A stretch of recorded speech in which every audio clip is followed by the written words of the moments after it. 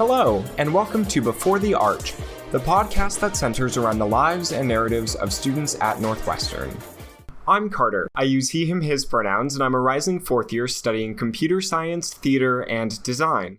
I'm also on the board of directors for Wildcat Welcome. Before we jump into things, I wanted to take a moment to explain 30 Days to Northwestern. It's a countdown to the start of your Northwestern career where you can catch everything from podcasts, which you're hopefully listening to right now, to videos, to stories from current and incoming students. This week's episode is a discussion with two peer advisors who have led groups of new students through Wildcat Welcome on what it's like to find communities of support here at Northwestern. If you have any questions, don't hesitate to reach out and ask. All that being said, let's jump right in. Hi, my name is Jordan. I use she, her, hers pronouns. I'm in the School of Education and Social Policy, and I'm studying Human Development and Psychological Services, which is a very long major name, and I have minors in Psychology, and I just picked up a Film and Media Studies minor. My name is Abriel. I use he, him, his pronouns. I'm a journalism and economics double major pursuing a certificate in integrated marketing communications. I am a rising fourth year, and I've been a PA for the last 2 years. I'm also an international student. Abriel, can I tap you to explain what a PA is? A peer advisor is they're voluntary upperclassmen who come in to help with the transition of new students into Northwestern, primarily in Wildcat Welcome, which is the Northwestern New Student Orientation. Facilitate dialogues. I don't know if I'm jumping the shark here, Carter, but Jump the shark if you need to. Dialogues help us talk about what's important to us in the Northwestern community, what we're thinking about. I think that was an amazing, succinct explanation of what a peer advisor is. Of course, it looks different for every peer advisor, right? And every year. So, Jordan, do you want to talk about what it means to lead a group of new students through their transition to Northwestern? Yes. At first, the idea of being somewhat in charge of a group of 13 strangers essentially was really intimidating. But of course, once I actually got into the swing of things and got to meet everybody, it was challenging, but in all the best ways. So as a PA, I got to talk to all of them over meals and address everybody's concerns if they had them, if they were stressed about not knowing which classes to take or making friends, or if there were international students who were coming from really far away and were just interested in learning more about school or things about being in America if they hadn't experienced that before. I really had the opportunity to talk about my own experiences or my friends' experiences, or direct people to different resources if they had questions about school. My role was really being able to give people the path towards the answer, whatever that really meant. We were saying before, lead them through dialogues. There's something called a True Northwestern Dialogue that happens during Wildcat Welcome, where students essentially have a dialogue about an important topic. PAs get a chance to know new students and make them feel comfortable on our campus and around upperclassmen and feel like they have a home here. I think both of those encapsulate really unique and different definitions of what it means to be a peer advisor, right? And for me personally, when I was a peer advisor, I saw the role as being this tremendous equalizer on campus, because everyone comes to college with varying levels of knowledge about what it means to go to school. Your parents might have gone to college, your parents might not have, you might be comfortable with the area or from Evanston itself. You might have never once stepped foot in the United States. You might have had a lot of experience exploring your own identity, or you might not have never even thought about your identity as being unique to you. It's everyone to the same page of, here's the baseline information that you need to get started as a Northwestern student, and here's an amazing jumping off point that you can use to excel as a Northwestern student. Talking about those true Northwestern dialogues, those are an amazing informational equalizer, because talking about what informed consent looks like, talking about how to acknowledge different identities in a space, and talking about things about sexual health, healthy relationships with substances, that's not information that every single person on this planet is privileged to receive. it is an amazing, amazing experience that we get to do that for our first week at Northwestern without thinking about what it means to be a student yet, because you're not taking classes. And I think that's the beauty of Wildcat Welcome. I don't know if you can tell, but I'm a huge fan of Wildcat Welcome. And of course, Wildcat Welcome is going to look a little bit different this year. It's going to be entirely online to allow remote students and remote peer advisors to participate fully. We're going to pivot a little bit, and I'm going to make you guys think about 3 years ago when you first came to Northwestern. How did your PA help you transition? So actually, when I first came to Northwestern, it was the first time I'd ever stepped up into America. And, my family, all of them stayed in Indonesia.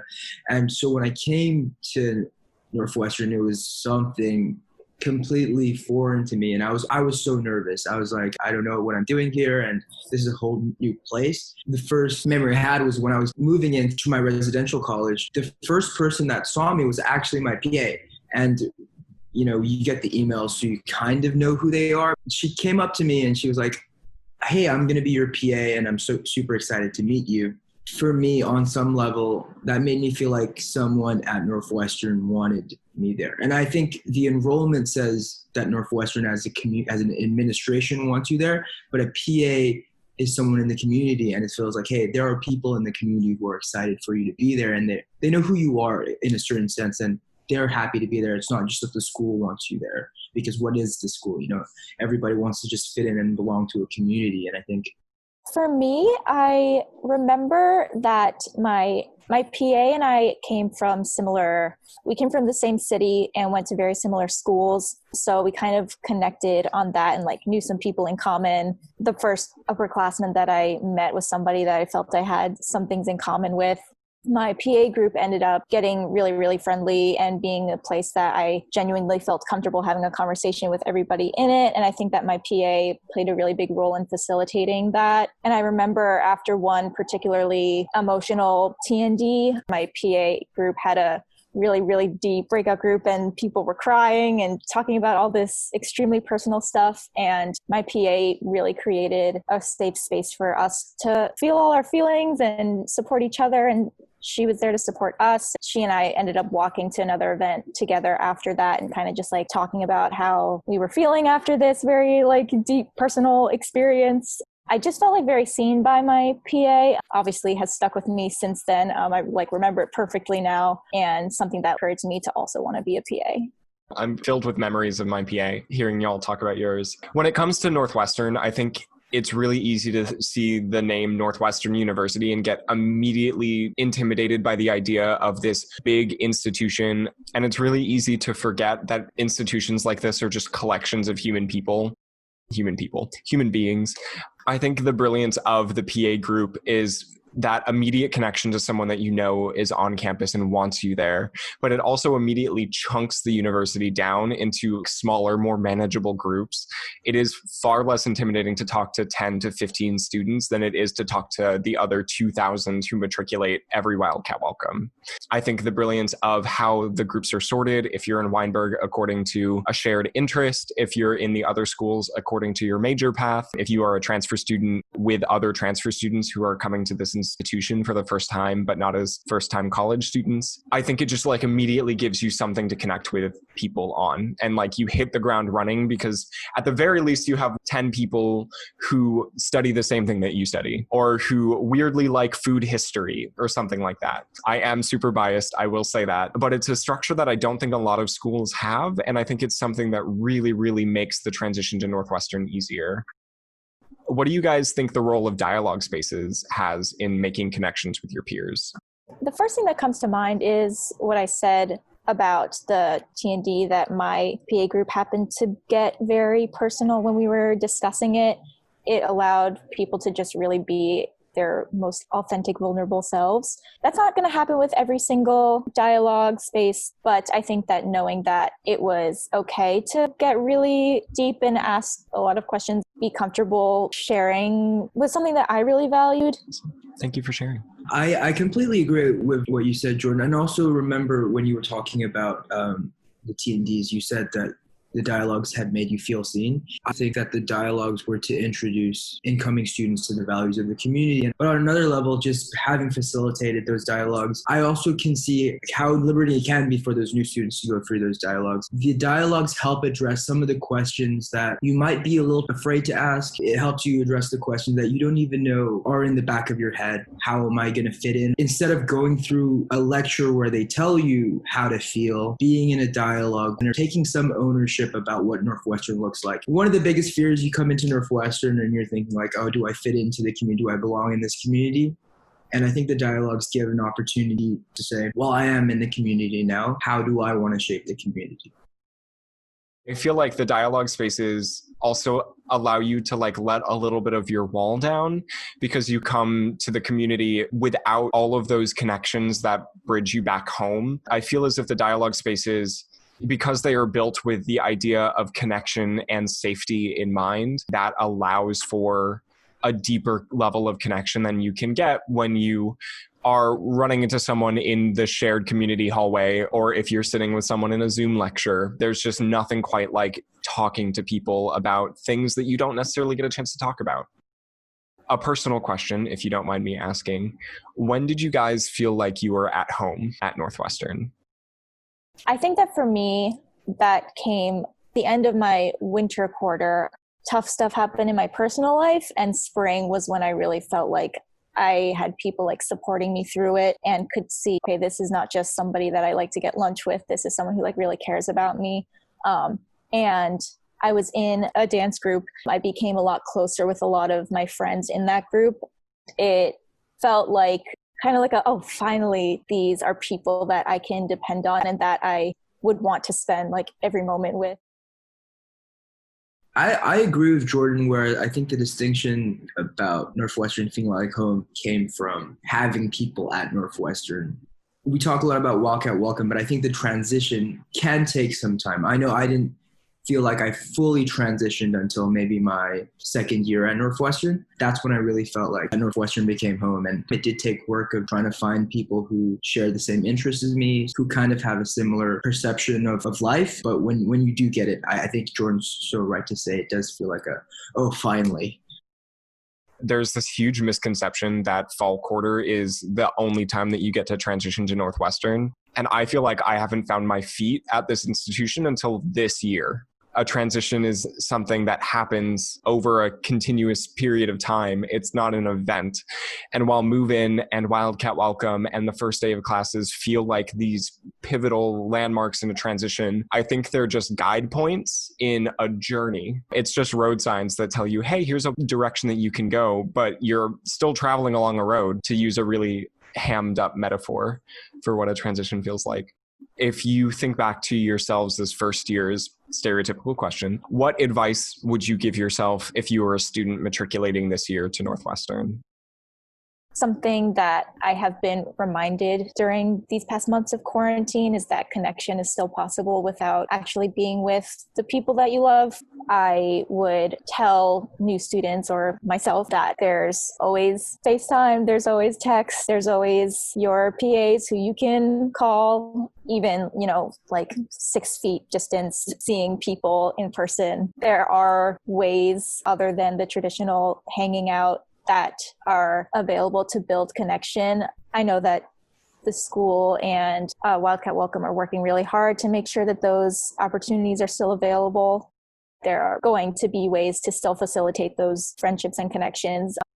I think the advice I would give, I think I even have to remind myself now to follow that rule, but it's always just to prioritize self-care. When I first came into Northwestern, I was like, right, this is what I'm going to do. I'm going to get all these amazing grades. I'm going to meet all my friends, and then I'm going to join all these organizations, and I'm going to kill it. And I think that puts a lot of pressure on you that just puts a lot of pressure on you. And the reality is, if you're not feeling great, you're not feeling okay with yourself, you're not going to be able to achieve those things as well as you would like to. So always prioritizing self-care, especially in such a crazy time. And I would also say to be open-minded about different things that you can try. Like I found that being open-minded about the organizations that I wanted to join helped me appreciate the school more. I would say being open-minded goes for basically anything, that you're going to have the best time and learn the most when you're willing to explore new things. Similar advice. Letting yourself let go is the most important skill for becoming your own individual, but also letting yourself enjoy the things around you to the fullest. I think it is really easy to come to college and say, I have to do everything perfectly and I have to do everything I can. But there is so much power and so much strength in saying, you know what, I don't think this is a good fit for me anymore. I think I'm just going to let it go. Or saying, you know what, I don't think this major is right for me. I think I can let it go. Or I don't think this class is right for me. I'm going to let it go and hit the drop button on Caesar. We as human beings can only judge ourselves by our intentions, but judge everyone else by their actions. And I think it's so easy to see the people around you as doing all of these things, especially when social media is the only way that I can really see everyone interacting on a regular basis right now. It's so easy to see everyone doing all of these things and then be like, oh yes, now I have to put on all of these hats and stack them on top of each other and start spinning all of these plates while juggling 7 balls that are on fire. But letting go of that notion that you need to do everything is the healthiest change of mindset that I think I've had at Northwestern. And if one person can change their mindset before they go through 3 years of college, then I hope they are successful in what they choose to do. I mean, the situation, despite all of the awful things that come with it, one of the things that people have had to deal with now, and I know if I had to deal with, is to disconnect. It's to disconnect how I feel about myself based on my productivity. You don't have to have done great things to love yourself, okay? You can wake up and sit and do nothing for the whole day, but you gotta still love yourself at the end. It's important that that matters. And they don't teach, there's not a class on that. In fact, the way that grades happen make you feel as if the key to self-love is getting an A. And I hate to break it to you, you're not going to get all A's in college. 99.99% of college students don't graduate with a 4.0. Let yourself sleep. Oh my God. Why do student groups meet at 10 p.m.? Oh my gosh, don't get me started on those late night meetings. I think that is an amazing place to end. I want to thank you both so much for sharing your experience and your wisdom, having gone through Wildcat Welcome. I think there's always more to learn as a student. And I think remembering that as students, we're here to learn about ourselves, about each other, and about how to do things differently. So thank you both so much. Thank you for taking the time to listen, and we'll see you next time.